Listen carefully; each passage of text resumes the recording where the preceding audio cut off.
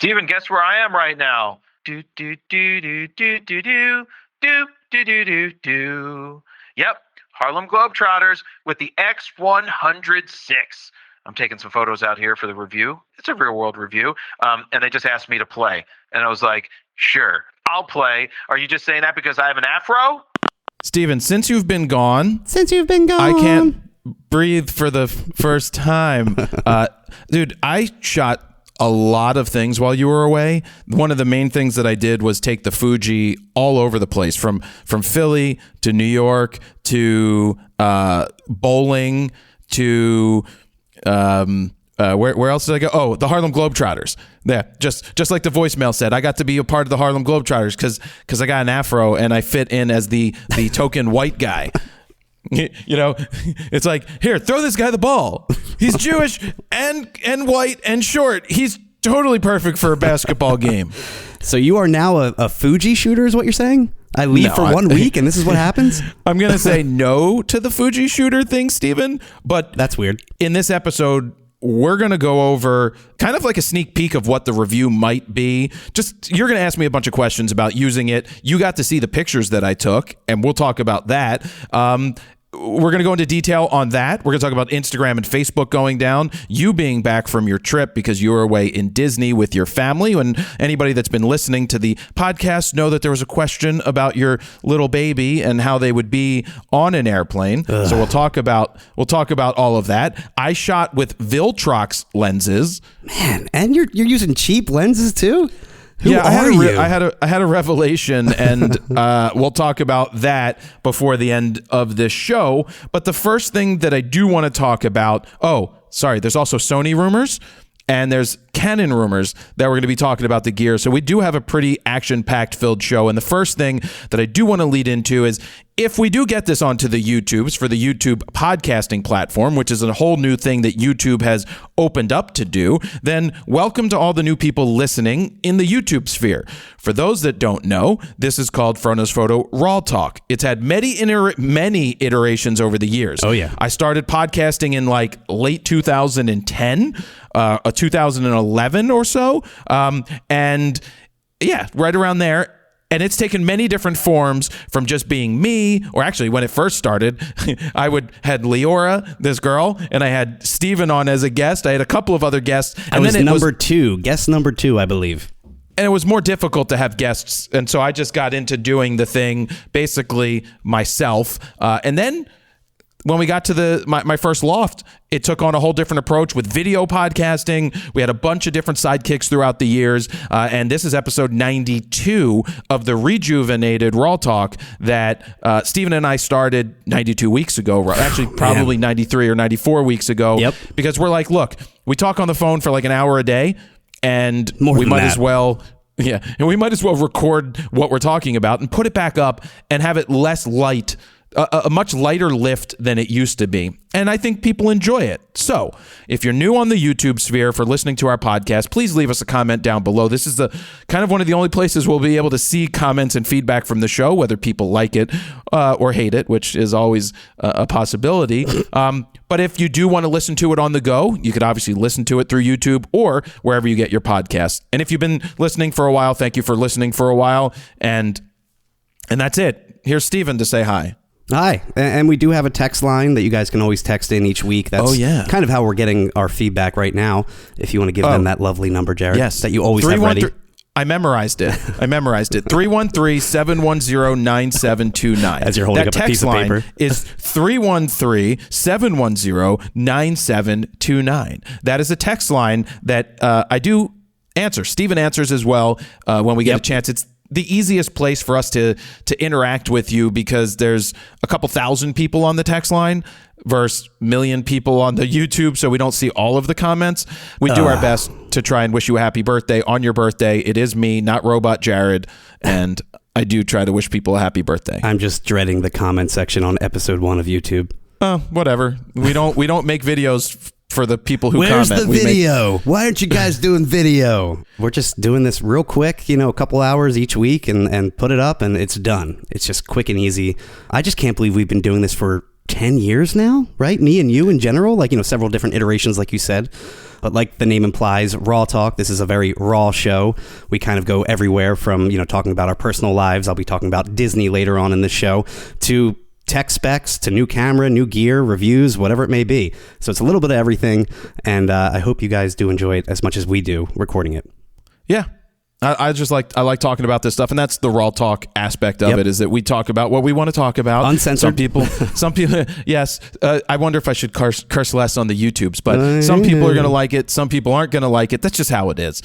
You know that by now. And if you do go back, the voicemail in the beginning eventually became a bit, so that will be part of the show. Every show moving forward, it's a starting point for what the show will be about, introducing a certain topic, so that's always fun too. Yerp. And it's incredibly real too. Very, very, very real voicemails. Oh, there are real voicemails. Not fake at all. I already left you the one for this episode that said... Yeah, you definitely will not be recording that after the show. Exactly. All right, so we got that out of the way. Steven is back here. We're going to jump into... well, let's talk about Instagram and Facebook being down. Then we'll get into Steven's trip real fast. But... yeah, I was getting messages. They're like, Instagram, or actually I didn't see messages, but I guess Instagram, Facebook, and they threw Threads in there as being down. So basically there was a system-wide outage for Facebook for a couple of hours yesterday, and that meant no Instagram and no Facebook. Which is incredibly rare. It's extremely rare over the years, and I really didn't care. I didn't care. Well, so I saw that it was down as we were boarding the plane. I went to log on. It said session ended. I had to log in, and it wouldn't send my two-factor authentication text message. So I kept trying to log in, and I'm like, did someone steal my account? And I was freaking out, thinking I got hacked. And same thing with my Instagram. And again, I was about to take off, so I was about to go into airplane mode at that point and lose all service. But thankfully, I looked up, it was Facebook down and happened to be down. But I just get scared about someone stealing my account. I think we all do. And I guess one of the first things that I do with anything on the internet now is say, is X and Y down? Yep. And then you find the down indicator and you're like, oh yeah, everybody else is having the same problem. Because it is one of those things where you do worry about being compromised in one way or another. Oh, yeah. Because that is what we've got, right? Like you can't risk that. And you need your And with Facebook, everything is connected. Instagram, Threads, like you said, it's all just one account now. Yeah. And this is part of this. Someone texted me. They're like, thank you for always saying you should have your own website instead of just sending people to your Instagram or Facebook to see your work. Have your own space. Go to squarespace.com/FronosPhoto to get your 14-day free trial. If you decide that it's for you, use the code FronosPhoto at checkout to get 10% off your first order. Wow. Look at that organic plug. I think I said it so fast that people can't even skip it. I think that was or they're listening in 2x speed. You can't even understand what you're saying. My thing is I listen to everything at 2. I just finished a couple of books at 2.2x speed, and not 2x, but 2.2. Get it right. I find that books on Spotify or Audible you can speed up much better. I mean, it all depends on the narrator. Exactly, and so. I just finished Slow Burn or whatever it was called by Kara Swisher. I did the Dave Grohl book. Did you listen to the Dave Grohl book? No, but it's been on my radar for quite some time. It's on Amazon. It's on Spotify. Yeah, you get 15 hours of listening time on Spotify? 15 hours, which I went over the 15 hours because I was driving. You have to pay extra for that, right? It's $12.99 for another 10 hours. That's it. Now, yes, but Audible is $15 a month for one credit. Oh. And so when you finish one book, you're like, oh, well, I could buy another one. The thing was I was doing a lot of driving, so I was in the car for like an hour and 10 minutes each way going to Delaware. I did that 3 times, so I was able to just really listen to the books. Oh, and my stair mill, because I have a stair mill now, I listen for 15, 20 minutes at a time while I'm working out, and I love being able to listen to books. The thing with the Spotify, though, is you can't have in-app purchase of it. So what happens is I ran out of time, and it's like, you've run out of hours. In 20 days, you will get your 15 more hours. But you can purchase a top-up if you want. And then it's like, you cannot purchase a top-up in the app.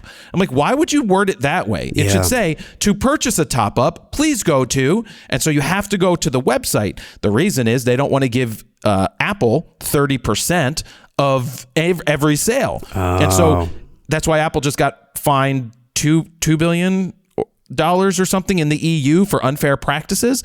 This shit's going to need to change because there is no reason why Apple should be able to, if you pay on Apple Pay, Apple's also getting paid with the transaction fee that they get paid for running a credit card, and they're getting 30% of every sale. That just is asinine. That's an asinine number. But anyway, I do recommend that you listen to the Dave Grohl book. It was pretty good. Yeah, I have yet to really dive into the audiobooks on Spotify. I need to just start listening at like the last day of the month so then I can listen to a full book at the end of that month, and then my 15 hours re-ups right after. Yeah, but it depends how fast you listen to a book. Of course. So I was hoping that if I listen to it at 2.2x speed, that I get more than 15 hours because I'm listening to it quicker. But no, it's based off of the 1x speed of the narrator, which is bullshit. Yeah. And I want more time. I'm gaming the system there, Steven. You are. Yeah, anyway, so Instagram and Facebook going down doesn't happen very often, but people were like, well, what'd you do? I'm like, I just continued to work and didn't have the distraction of Facebook, which I rarely use, and Instagram, which I do use. I probably only check each maybe twice a day, and it's just to see, like, do I have any notifications or maybe check a few stories out. I really don't use either that often. No.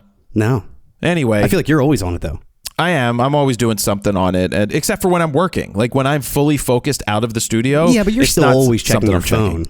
I do check my phone, but not when I'm shooting and fully engaged in a project. Unless we're doing a 2-hour-long user guide. Well, yeah, 2-hour-long user guide. I don't look at my phone at all. No. Which is fine. Which I hope the Fuji one that we're going to do is not a 2-hour-long guide, because I do think it's important to do a Fuji one. So you want to do a Fuji user guide, but you're confused by the menu? You really think you know that menu inside and out to do a user guide? Don't need to know it inside and out. Just need to give people the basics to get it set up and tell them how stupid some of the menu system is. Have you went through the entire thing? I went through the entire system. You know what I did? What? I went on YouTube and I typed in Fuji X100 VI and looked for people setting up that camera after I already set it up myself and had questions. And then I watched what they did and I realized that I got most of the stuff correct. And then I also realized that I wasn't on IAF because of the wording that they used. I don't think it was my fault. It was like, it was doing face tracking, but it wasn't doing IAF because the thing in the menu had some weird way of explaining it. And it was like, well, that didn't make any sense.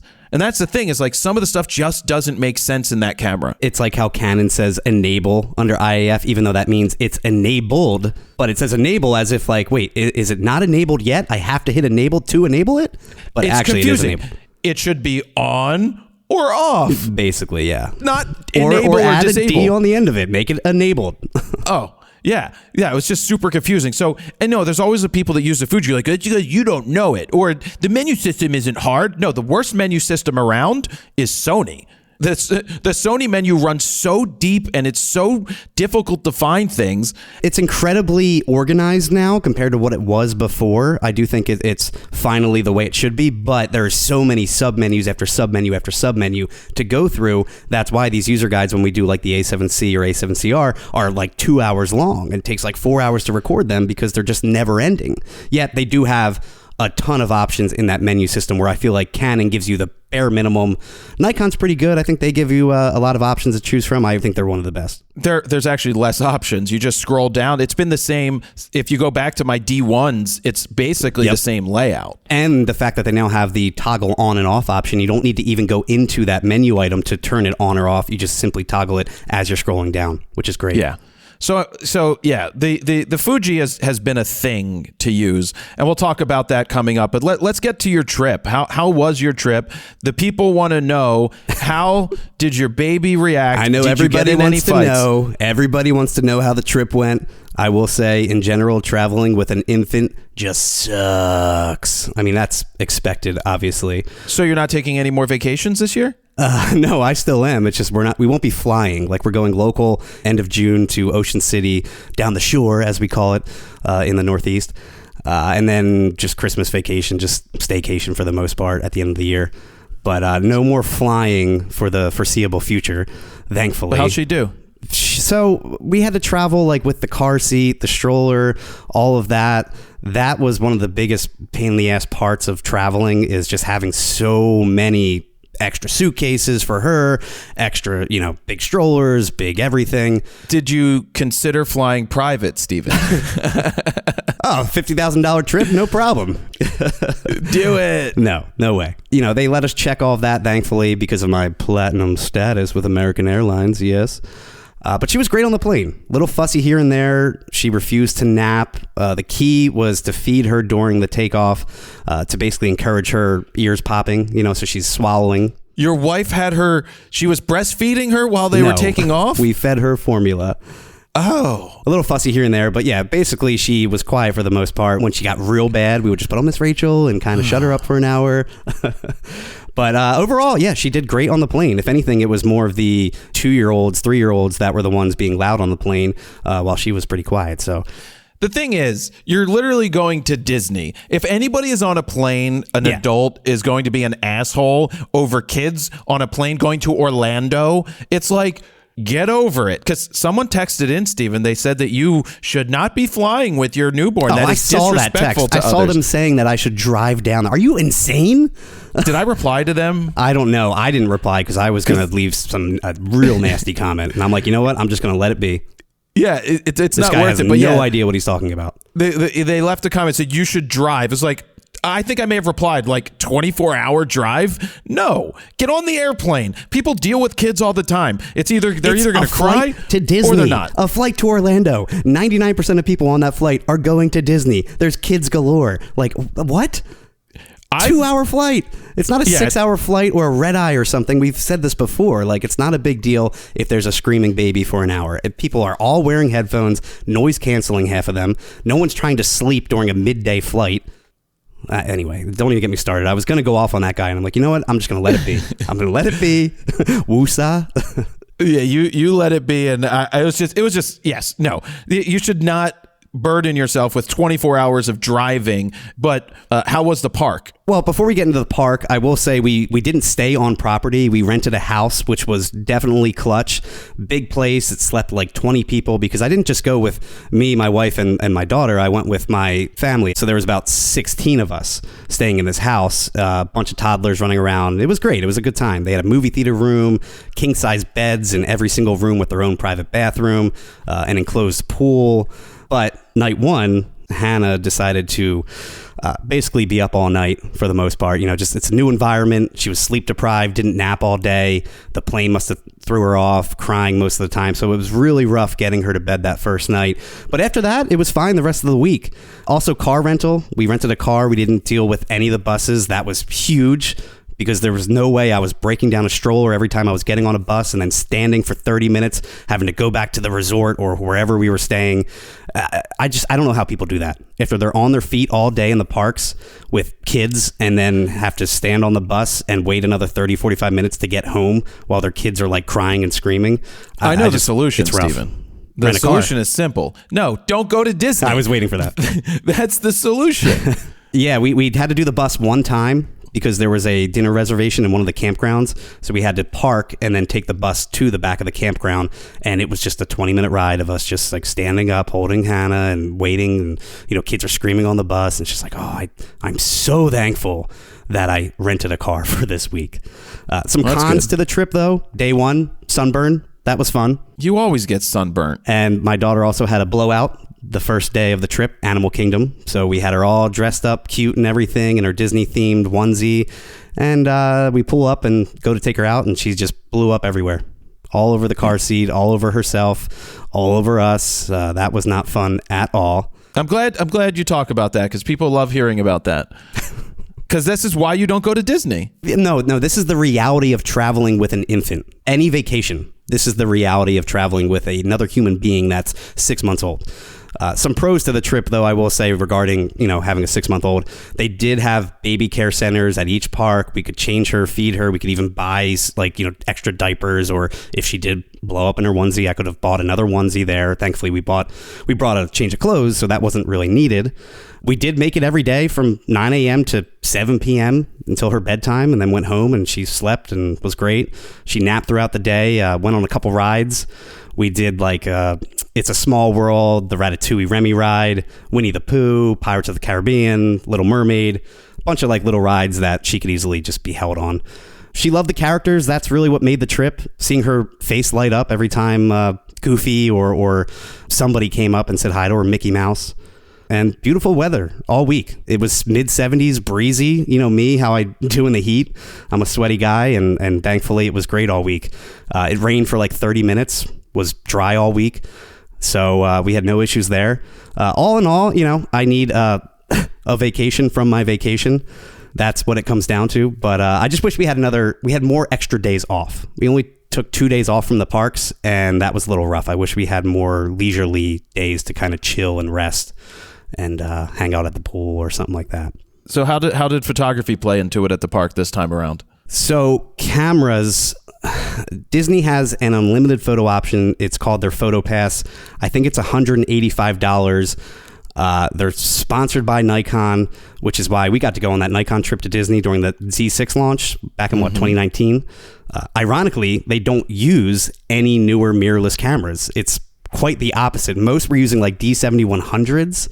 We're talking like a 2013, 2015 camera, D7200s, I think, too, from what I could tell, at least. I don't know if they need to bring their own or if the mouse supplies it to them. No, the mouse definitely supplies it, for sure. That's right. You're going to use this fucking camera, little kid. You got to use the D7100. If you don't even think about bringing that Fuji. If you bring that Fuji, I'm going to fuck you right in the face. You listen to the mouse, goddammit. Oh, the South Park mouse is the best.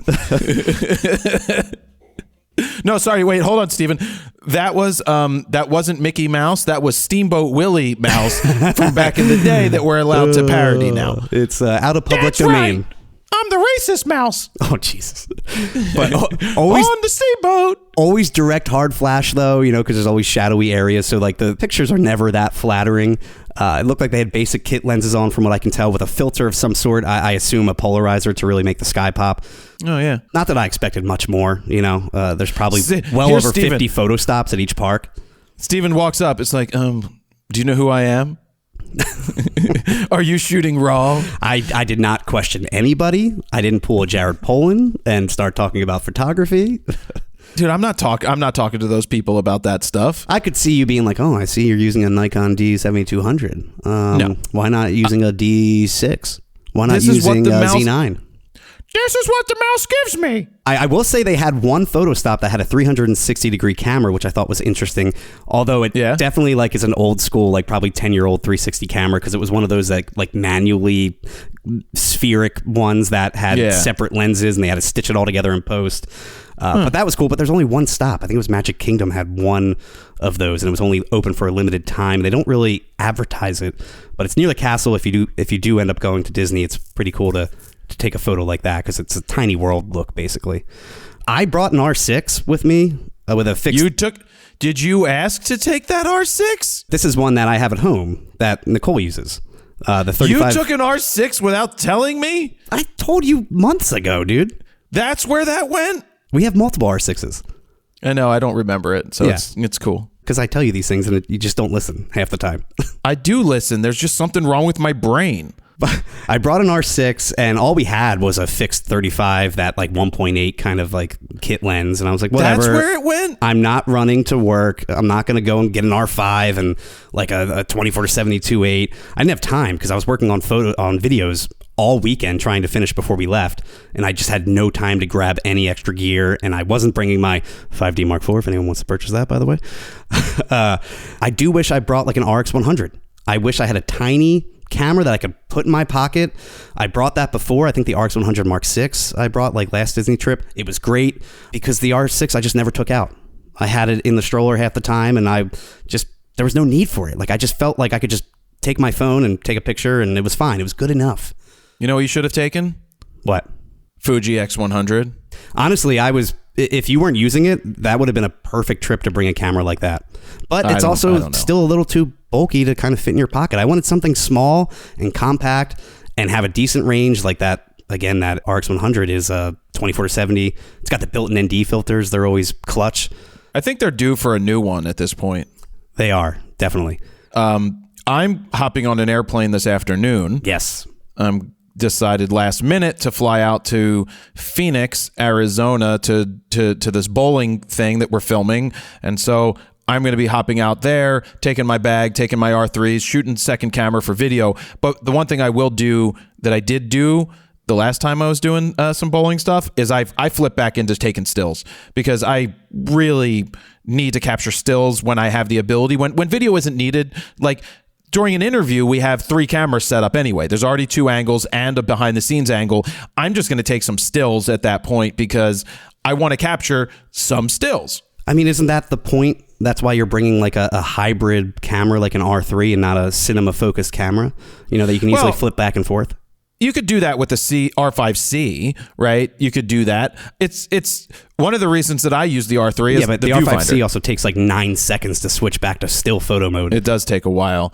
I really want to use a viewfinder. If I do get into shooting more cinema, I do need to have a rig and I do need to have a monitor, and I have to learn how to shoot that way. That will be something different that I need to get into, but I'll be popping on that flight. It's what's today? Wednesday. So I'm flying out and I fly back Friday morning. Oh, okay. Wow. I just last minute decided I'll pop out there. We'll take a shot. We'll see how it goes. I did get some coaching from bowlers the other day in Delaware, which was nice. And it's gotta be pretty cool getting coached by the best professional bowlers in the world. Yeah, EJ Tackett was giving me some pointers, and EJ's like number 1 or number 2 in the world bowler for the last 2-3 years. So it's like it's not lost on me when I stand there and I'm like, it's like someone learning photography for me, the best in the world. It's like someone learning how to swing a baseball bat from Mystery Man. Oh, Mystery Man.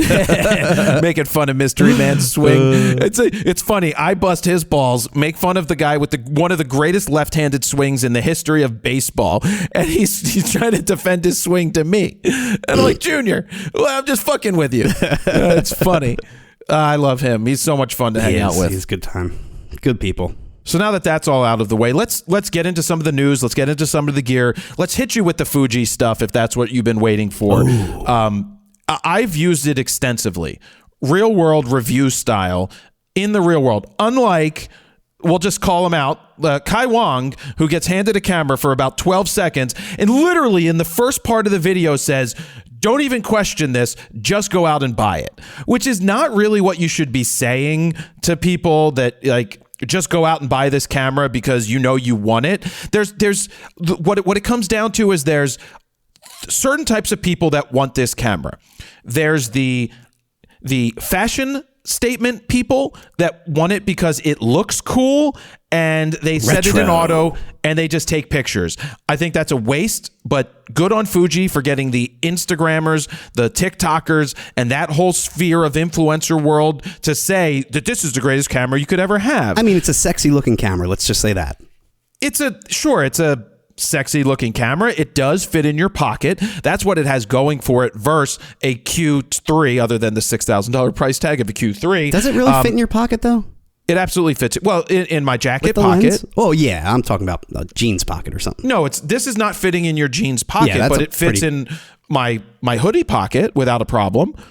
Yeah. And most of the time, I'm holding on to it anyway. I did put a Sony wrist strap on it because the grip itself is a piece of crap. You got to be one of the cool kids and have one of the little tiny neck straps. Well, what I did is I ordered the X100. I think I talked about this. Is the X100 VI hand grip that screws onto the bottom. Oh yeah. Only to find out that even though everybody said, Kai Wang, DP Review, that the camera, not DP Petapixels, that the camera is basically the same. It's not, because they moved the screw mount on the bottom. The tripod mount's in a different spot. But I was still able to, so it was on an angle, so the metal sticking out the bottom left, but the hand grip was usable, so that made it much easier to shoot with the camera. It's not the greatest feeling camera in the world. So, the first thing I did when I took the camera out, after setting it up, I set it up the way that I wanted to set it up. I made the front dial ISO. I made the back dial shutter speed because then it has an aperture ring if I want to change aperture. I made a quick release button, something that I could change to turn on and off the ND filter, which is awesome to have a built-in ND because it's what I was saying about the RX100. I wish I had that on the trip because it allows you to do slow shutter speeds. Yes, which is what most people forget to do. Yep. But it allows me to be on the street and try to get cars going by or people walking and not just take snapshots that are all frozen. And so it gave me the ability to do that, and you have the image stabilization built in. There's only a few changes they made. The image stabilization, the 40 megapixel sensor, but remember, it's a crop sensor. And what I'll say is, I took similar images with the A1 and the Z9 when I was testing the Viltrox lenses. And yeah, like quality from a full frame sensor is still better than the crop sensor if you're comparing the two. If this is the only camera that you're taking, then you're going to get okay results. I was happy with what I got. You saw the pictures. So you looking at the pictures, what did you think when you saw what I took? Well, so the first thing that came to mind was it looks like a film camera. The style of some of the shots, the aesthetic is definitely very filmic. There is noticeable grain, but I question, is that the sensor or is that one of the simulations that you're putting on a photo? Well, so in some of the color ones early, I used a lot of our presets from FroPack 4 to edit them. Which some do have grain added. Which some do. I only use that on one of the Fishtown, the blue with the build. It's like the third or fourth picture that you would see. That's the one I'm actually talking about. That one, I added that. Okay. That was added. But when you get to like Anthony Simonson in black and white further on, sitting there looking a really nice candid portrait, that was at 3200 ISO, and I love the way the grain looks in that. That's natural. That's me converting a RAW file to black and white. I did set the Fuji look to black and white that would bring out more contrast. It's not contrasty enough for me. Because I did shoot RAW plus JPEG just because people are like, well, this camera has these looks, which I don't think, to me, it's not just set the camera and use these looks, because I still think RAW is important. I still think having full control over my files is important. But then there's also those people that just want to take pictures and transfer them to their phone real quick with the look already baked in and post it on Instagram. Sure. Except for when Instagram is down. I will say that the software was real easy to connect. I heard that in the past it was a difficult thing to connect the software so that you could transfer files. That was real easy to get the files off the camera onto my phone into Lightroom Mobile to edit and then post on the internet, which is the one I did with the light bulb when I posted on Instagram. That stuff worked really well, but is it the greatest camera since sliced bread? The answer is absolutely not. There's so many quirks to it. You're limited to a fixed lens, which I like the challenge. For someone who wants to have the challenge, like a professional that wants to pick up this is $1,600. So it's really not a camera that I recommend for someone to buy if it's their first camera and they're thinking about getting into photography. Sure, it's challenging, but you can make an R8 manual fully if you want to make an R8 manual. Right? I will say, if I had to have one fixed focal length, though, I think 35 is probably the way to go. Maybe 50, but it's a little, cutting it close in terms of how tight you're going to be. I think 35, what is an F2 equivalent? It's F2, which means it's not an F2 equivalent. So it's, okay, yeah. Background it's more like 2.8 plus, 3.2 or so. What was this Waffle House photo taken with? In terms of simulation, or did you add a preset or something like that? I used Waffle House on it. Did you? Okay, I was wondering. I'm like, did you use the Waffle House preset on the Waffle House sign? I did use the Waffle House preset on the Waffle House, and I did maybe add a little more. I added a little bit more contrast. I'm going to put all these pictures up on Flickr in full res for people to see.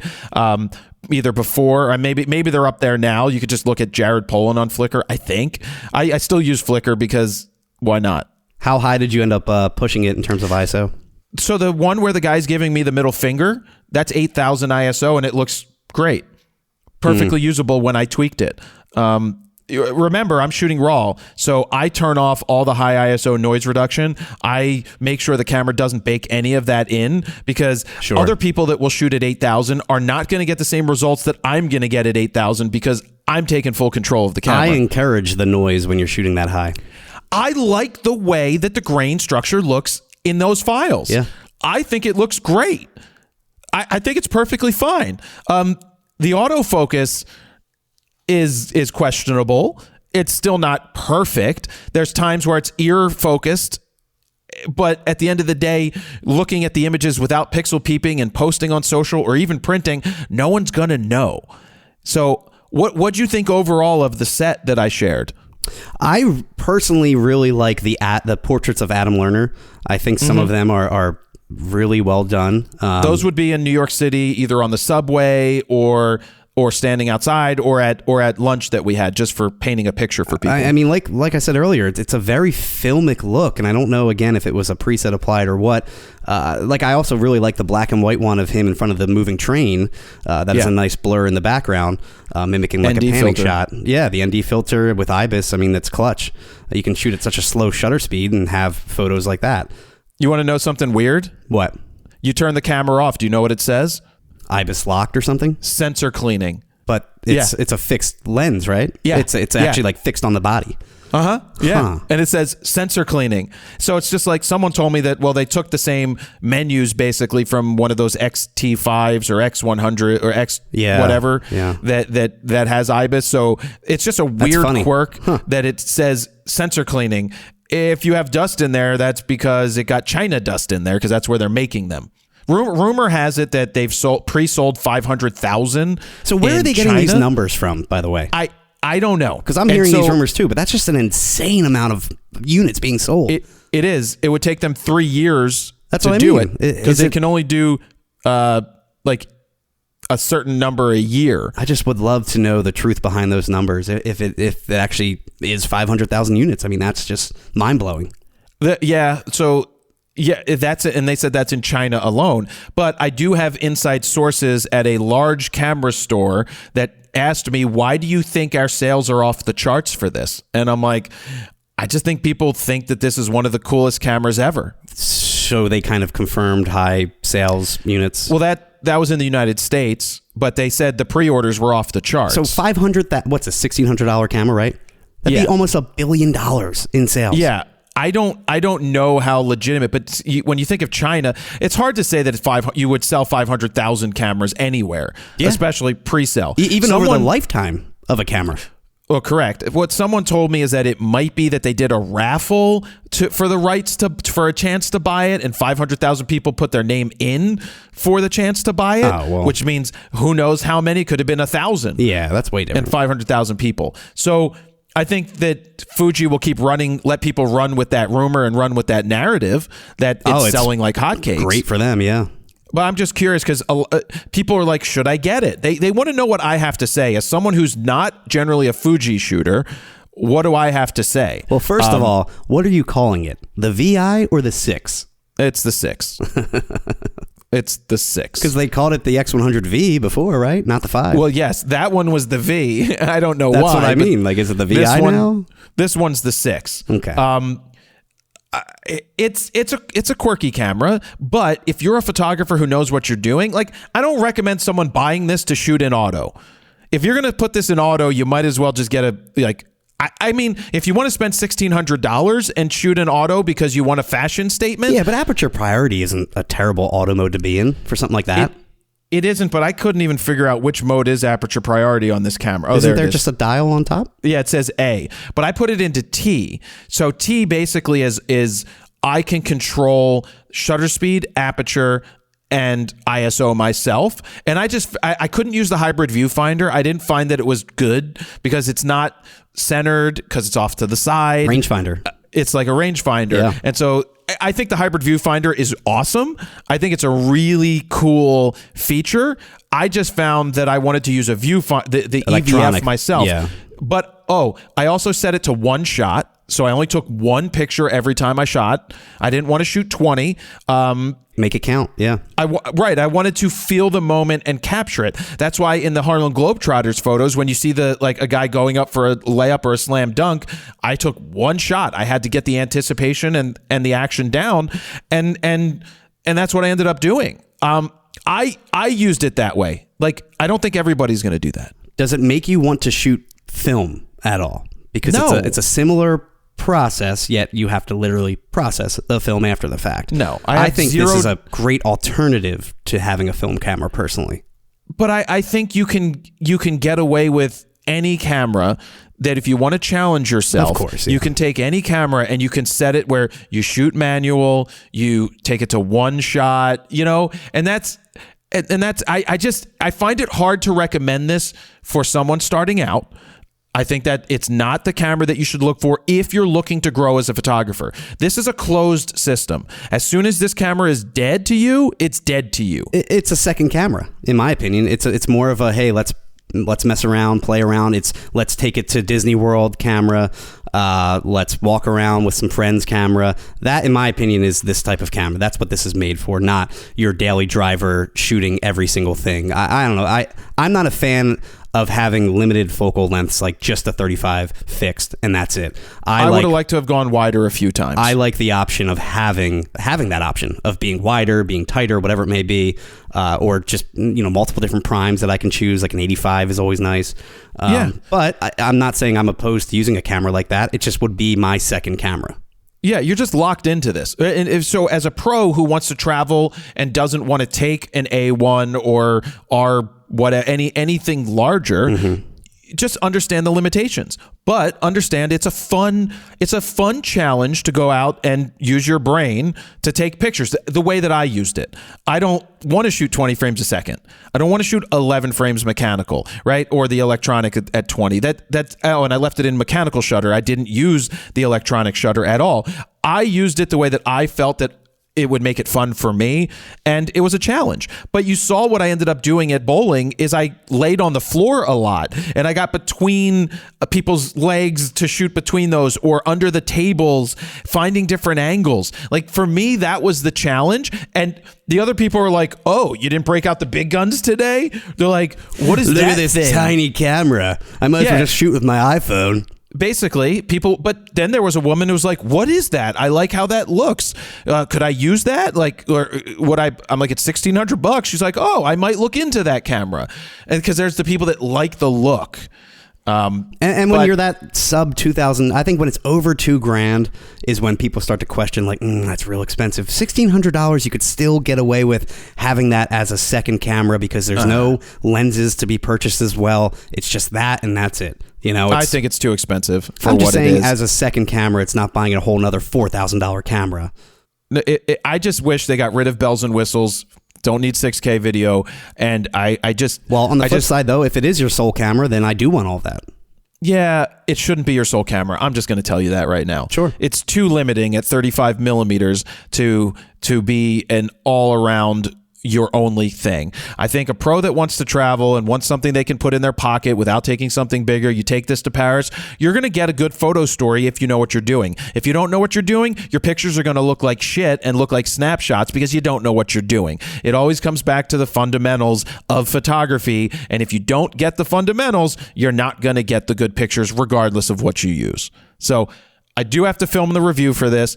I am happy with the results that I got in terms of a photo story. I would use it, but I'm not sure that I want to spend $1,600. I'm not the person that takes a camera everywhere.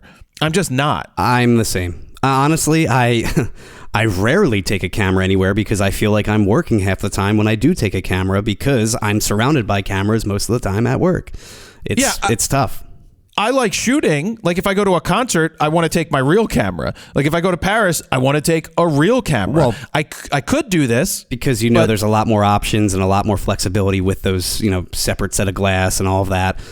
Yeah, I'm with you. I'd rather take everything if I know I'm gonna be taking photos. I'd rather be set with my whole arsenal and be good to go. Yeah, it's tough to bring that around. I was just thinking, I was thinking about Photo News Fix that I need to do for Dan because Nikon is going to the moon, supposedly, with the Z9 and the Artemis 3 launch. And I have to make the photo for the first picture being taken from the moon of an astronaut, and I have to make that up to send make to it Dan. out of focus. I know you're going to do that, aren't you? I am making it out of focus. God. That's the point.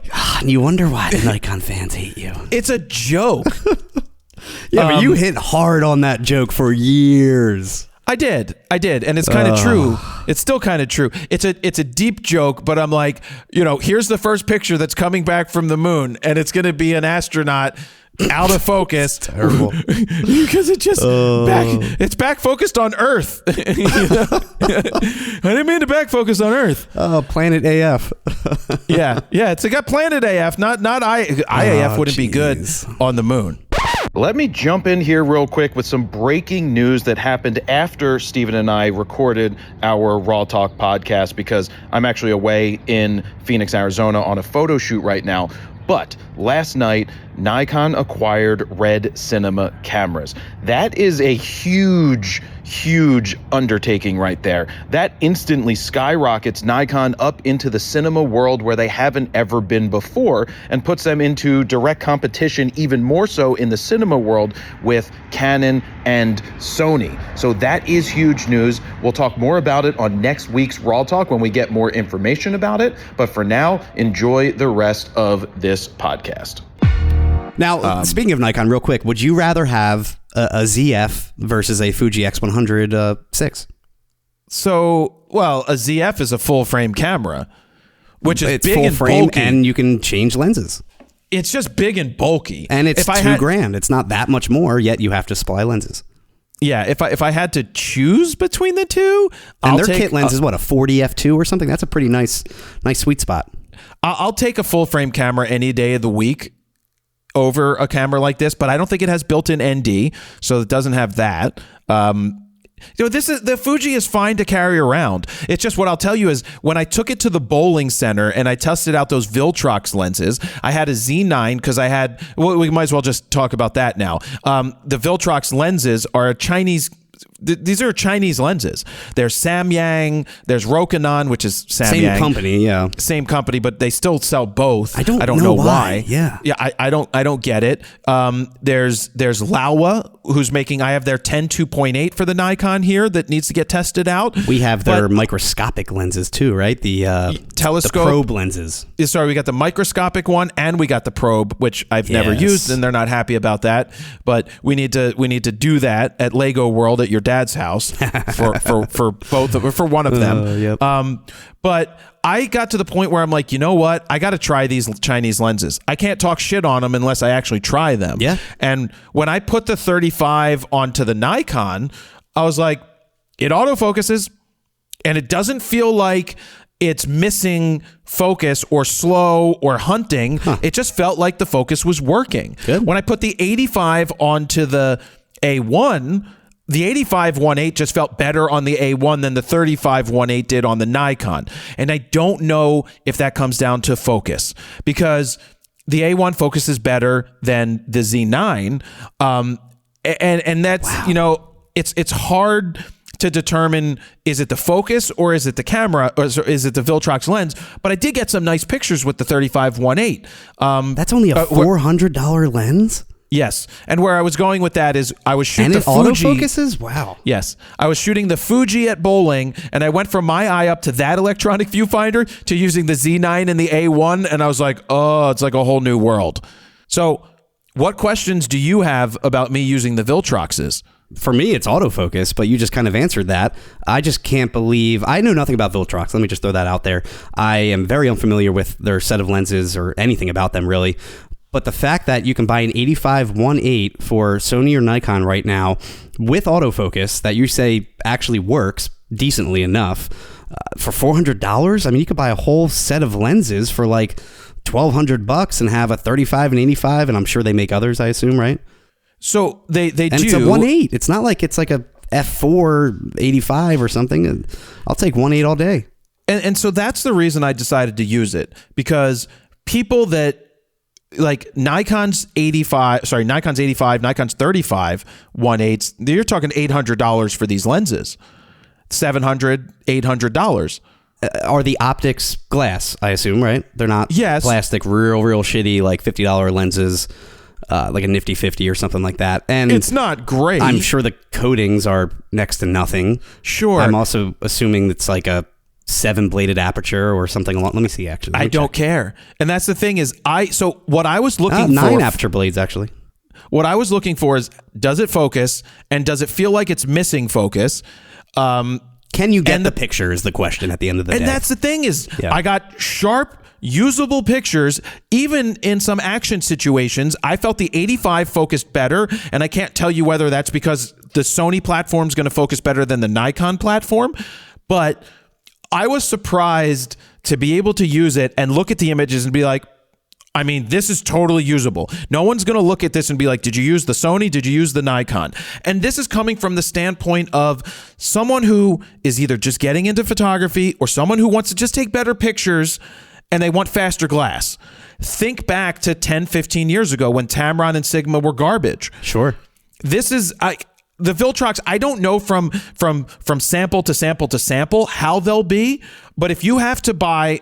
the choice of using a kit 18 to 55 or going out and getting a 3518Z or 3518E or an 85 and you're spending $379 or $400 instead of $800 for the everyday person that wants to just take portraits with it, it's going to be a great lens for taking portraits. It's going to be a great lens for carrying around and shooting that's light, cheap, and gets you into faster glass. That was surprising to me. Very surprising. And what it comes down to as well, in terms of optical quality, is obviously comparing it. Can it actually hold up to like a G Master lens or a high-end Z lens for $400? I'll show you the pictures, and you wouldn't be like, oh, did you take this with a shitty Chinese lens? You're not going to look at it and say that. I edited them, I tweaked them, they look fine. Even with lights bursts in back of people's heads, they looked fine. How about critical sharpness? See, that's the tough part with the Nikon. And this isn't taking a knock at the Nikon, because the critical sharpness with the 85-1.8 looked better than the critical sharpness of the 35-1.8 in a lot of situations. And I can't tell you if that's a Nikon issue versus Sony or what. And that's where it's hard to really tell. I think it was good enough for most things at 1.8. Is the autofocus the best and the fastest? No. Is it going to be great for tracking subjects like in the Harlem Globetrotters? Is it going to be great for that with the 35? Not really, but the 85 performed better on the Sony in those situations. And so I'm going to play with more of these lenses. I mean, I'm looking at B&H and just seeing some of the written reviews, and they're all pretty positive, I think it really comes down to people's understanding that this isn't the greatest lens ever, sure, but it's also totally usable. Like a Nikon 35-1.8. I don't think you're shooting high action at 15 frames a second on an A1, and expecting every single frame to be perfectly in focus. I doubt that will be the case with a lens like this, but I don't know. I've never used it, so it's hard to say. I'll let you play with them. I mean, I was surprised, and what I cared about, does it focus? And does it take pictures? Can you lock that aperture ring? I see there's an aperture ring on it. There's an aperture ring? Yeah. That's on the 85, right? Then not on the 35? Or is it on the 35? It's on the 35 as well. It looks like you can go to A, though. Oh. So the camera can control it. I had it locked in. But I would hope it's like a kind of a lock, like the G Masters and stuff. It doesn't lock. No, it definitely doesn't lock, but it probably is like didn't a slip light on you, thing. I guess, is what I'm saying. No, it didn't slip. I didn't have any issues with it, and I used it in the real world, and so now we've got to make those video reviews. I mean, these are the type of lenses that I would have killed for when I first started out. Having cheap options that actually work well, because it was very hard to find like an 85-1.8 that was sub $1,000 when you first started out.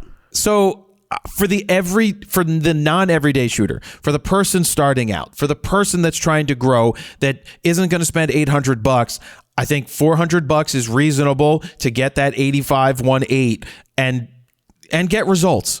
I mean, that's all that matters. I've continually said a good photo is a good photo is a good photo is a good photo, and if you know what you're doing, you can get good results. Is it going to be the greatest lens ever? The answer is no, but it's also going to get you the results. It's going to get you results. That's really what matters. You want to move into rumors, Steven? Sure.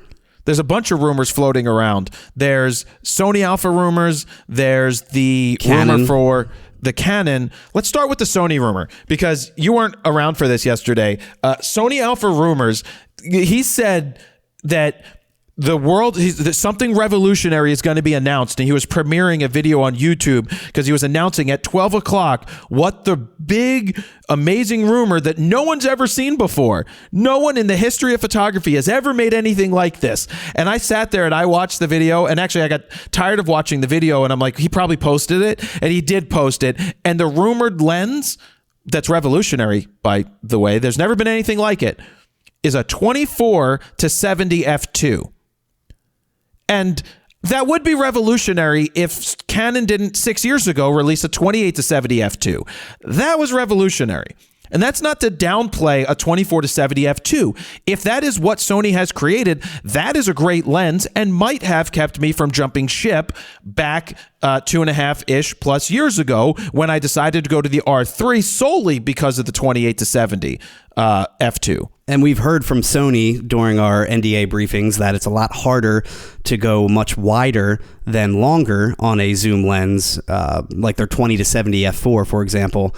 But I'm sure it's a lot harder to go with an f2 lens from 28 to 24. So yeah, it is revolutionary to a certain extent. But like you said, the big splash was when Canon did it first with a 28-70. I'm curious, can they make it 4 millimeters wider, keep it an f2, a constant f2, and still keep it the same size or even smaller than Canon's? Because Canon's is a freaking tank. That thing's 3 pounds? A little over 3 pounds. It's a chody boy. The other rumors are that Canon is going to be coming out with a version 2. Yeah. So is their version 2 going a little wider? Is it going to be lighter? So there isn't a huge difference between 24 and 28. Do I prefer 24? Yes. It's not like going from 14 to 10 millimeters on the extreme ultra wide end. Yes, 28 to 24 is not a huge difference, like you're saying. No, and I did that when I was in Africa, in Kenya. I did some wide shots at 24 with the 24 to 105, and then I turned that to 28 to see what the difference would be between 24 and 28 for my landscapes. And it's not, I mean, I'd rather have a 24 than a 28. Drastic, though. But I'm not going to jump ship back to Sony because of this lens. But this is a lens that I think photojournalists, AP photographers, professional shooters, 24, you don't need a 24-70. If you got a 24-70 f2, that lens is going to be just flat out incredible. See, I can already see what Sony's going to say. That it's probably going to be a non-stabilized lens, which is fine. They have, IBIS in the body, but they're probably going to say use active mode to have even steadier stabilization, which then in turn makes it, with the active mode crop, more like a 28 to 70 millimeter lens. Yeah, I don't buy it was their argument with that. the 20 to 70. It's like, oh, we'll just use active mode, and it's like, but then it makes it a 24 to 70, which is the whole point of this lens is that it goes 4 millimeters wider. No, exactly. I think this is great that they're coming up with something like this. Yeah. If this rumor is true, I'm surprised it took this long. Well, 6 years longer than what Canon's done. Yeah. So I've also been talking to a lot of sports shooters right now. Like the Phillies photographer called me and he's like, I ordered an A9 III. He's like, what's your take on it? Actually, before he ordered it, he asked me. I sent him the comparison. He ended up ordering it because of the comparison. And I don't know if my ideas have softened on it. Like if you have an A1, if you need to buy another camera, like these sports shooters do, yes, the A9 III is very similarly priced to than A1. It's like $500 less. But what you're getting is, I think, flat out better autofocus, faster shooting. The sensor, we've seen that the ISO is pretty comparable to what Canon has at the similar ISO. Canon ever so slightly better, maybe a stop but not difference, I'd say. A little bit, but not noticeably enough where you're like, no, this isn't going to be good. Garbage, throw it out. And so I think it's actually a possibility that if you don't need the 50 megapixels, you don't need the 50, which I think most sports shooters really, really don't, because 24 is fine. But they do love cropping. They do, but if you're going to be having to wait a year and a half for a new A1 to come out, then I do think an A9 III is going to be a really good option for those high-end shooters instead of waiting another 2 years or a year and a half. I will say, editing that comparison, I kind of forgot how many pros the A9 III had over the A1. I mean, most of the time when we were comparing it throughout that video, the A9 III was winning in most of the comparison specs and everything, minus resolution, obviously. But that's the only thing. It made me question, like, oh man, the A9 III is a pretty solid camera now that you're directly comparing it to the A1. And speaking of videos that we recently put out, we also put out the ultimate guide to your first budget zoom lens for Sony E-mount cameras. That's something different than we've really never done before, right? It's a very difficult video to put out. It's difficult because there's a million options and we didn't include every single lens that's out there. But if we did, it would have been a super long video and there would have been like 12 options on the table, which we didn't have. I saw some of the comments like, why didn't you mention a 24-70 Sam Yang? I'm like, I didn't know they had that. Well, yeah, I think 35 to 150 is what they mentioned. Well, they have a 35 to 150, which I just reached out to our guy to see if we can get one, because I'm curious, like, how did they copy Tamron's 35 to 150, and it's still an $1,100 Samyang lens. Yeah, that's $700 less than the Tamron, but shit, I don't know. Well, it's a $1,400 lens, but it's on sale right now for $1,200. What is? The Samyang 35 to 150. Oh, all right. So $1,400 versus $1,800. And the point of that video was trying to keep it in that $1,000 range, like what your first starter zoom lens, 2.8, like 24-70 range lens should be. But yeah, I honestly didn't even know that lens existed.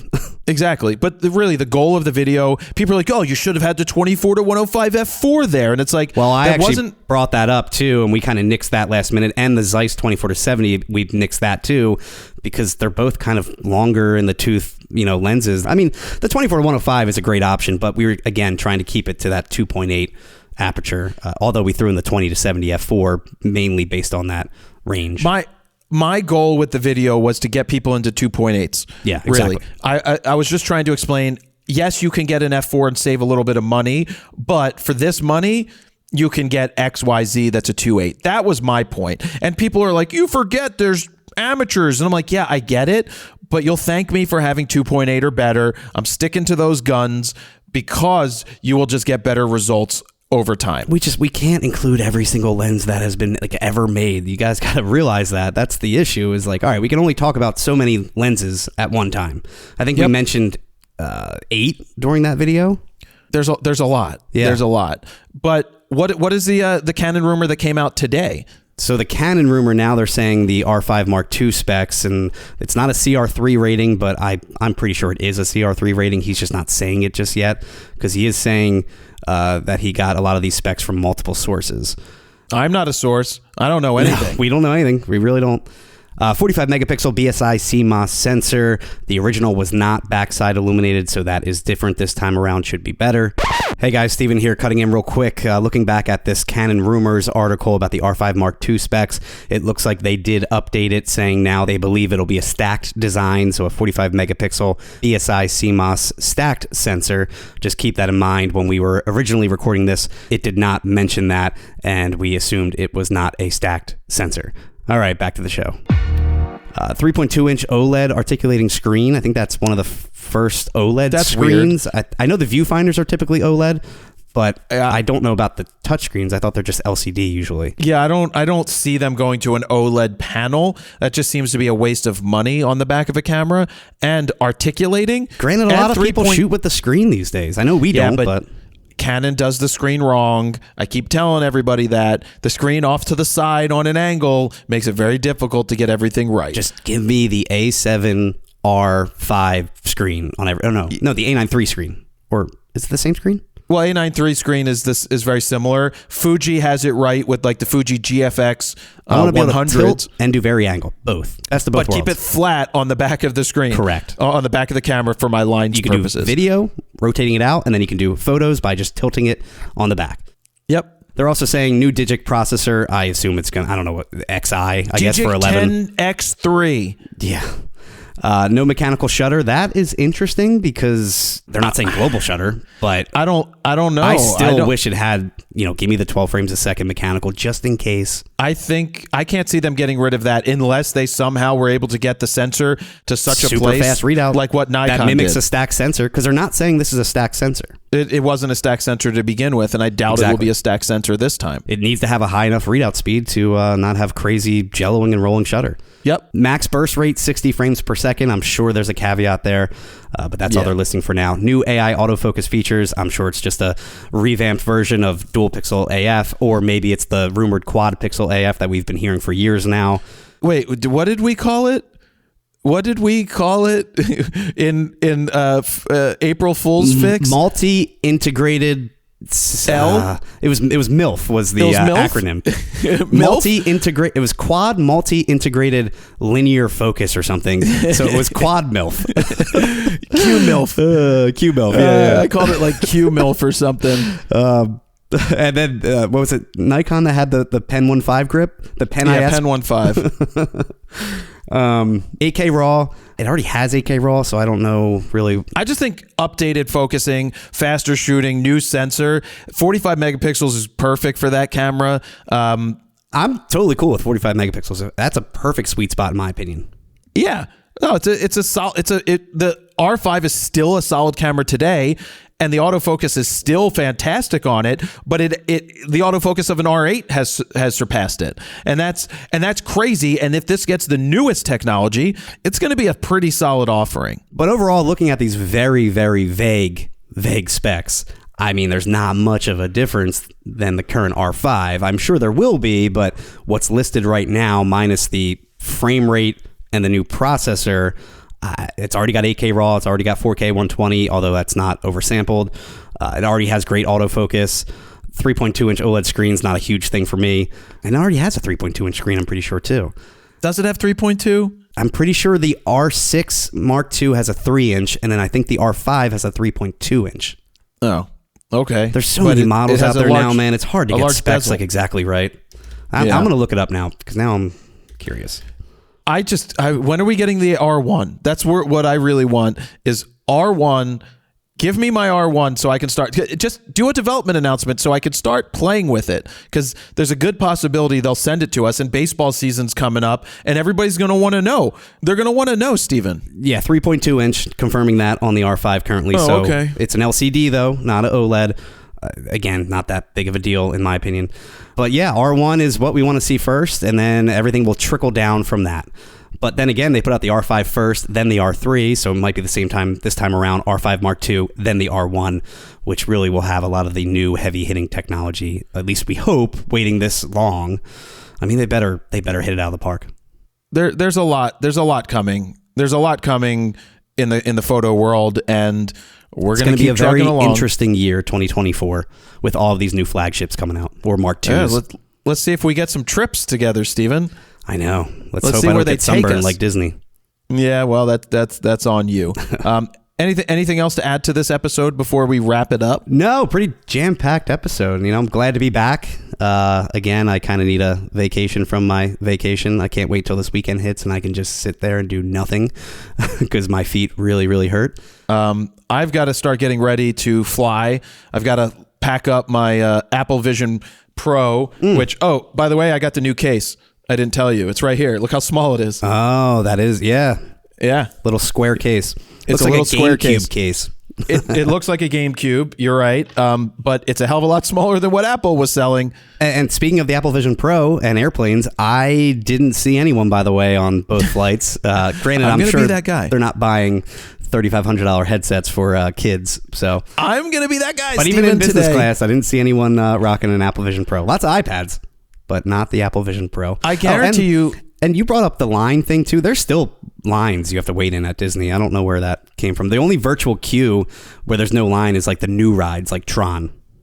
Well, maybe you read that or something. I don't know. Yeah, maybe I just read a headline. But we had Genie Plus for everything, so we did Lightning Lane for everything. I didn't personally wait really in any lines, which was great. Yeah, I'm not going to wait anywhere. But no. I'm sure that there will be people taking pictures of me when I'm in the Apple Vision Pro, but they won't know if I'm looking at them technically. Well, they could if they knew what they're looking at. I think people assume you can't see them, but you can. Because I saw people commenting like, I would never bring that on a plane. You're asking for people to steal your stuff. And it's like, yeah, but you can still see them. I'm on an airplane. Yeah. Like, what are you going to steal from me while we're flying for 5 hours? Yeah. No, you're right. Yeah. So I'm going to put some content on here. Maybe on the way home, I might edit in here instead of on my laptop. You should, and then compare it.